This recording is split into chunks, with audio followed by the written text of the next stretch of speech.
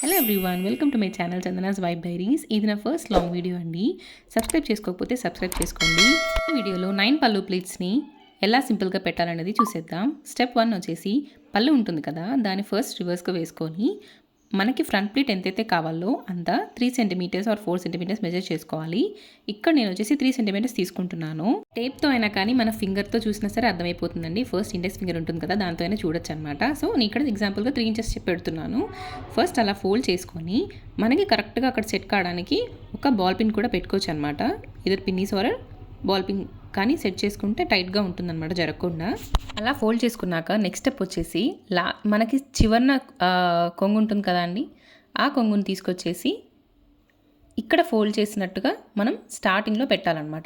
Step 2 వచ్చేసి so అలా పెట్టేసుకొని జరక్కోకుండా నీట్గా స్టీమ్ ఐరన్ తోటి ఐరన్ చేయాలండి. ఎప్పుడైనా సరే నార్మల్ ఐరన్ బాక్స్ అయితే శారీస్ చాలా డ్యామేజ్ అయిపోతాయి అన్నమాట, కాలిపోతాయి కొన్ని వాటిల్లో అయితే.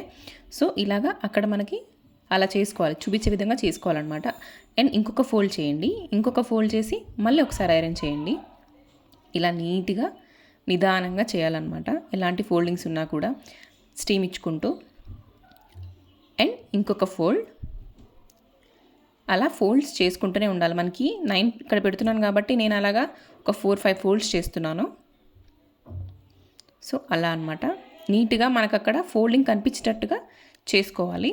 ఇక్కడ వచ్చేసి ఫస్ట్ బాల్ పిన్ పెట్టాం కదండి ఫ్రంట్ ప్లీట్, అది పక్కన పెట్టేసి లాస్ట్ ఫోల్డింగ్ ఏదైతే ఉందో దాన్ని ఫోల్డ్ చేయాలన్నమాట. ఖచ్చితంగా లాస్ట్ ఫోల్డింగ్ అప్పుడు ఫ్రంట్ ప్లీట్ తీసేసి చేసుకోవాలి మనము. సో ఇక్కడ లాస్ట్ ఫోల్డింగ్ నేను ఐరన్ చేస్తున్నాను అనమాట.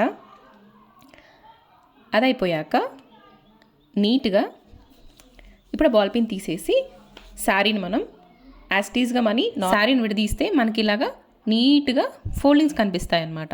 చూసారా నీట్గా ఎంత బాగా కనిపిస్తున్నాయో.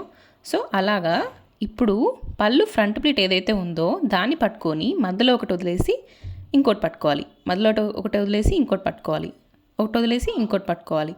అలా కరెక్ట్గా పెట్టుకోవాలన్నమాట. సో ఇక్కడ కౌంట్ చేస్తే చూసారా కరెక్ట్గా మనకి 9 వస్తాయి అనమాట. అలా easy method and simple method అనమాట. కరెక్ట్గా లెక్క పెడితే అక్కడ 9 వచ్చాయి, మీరు చూడండి.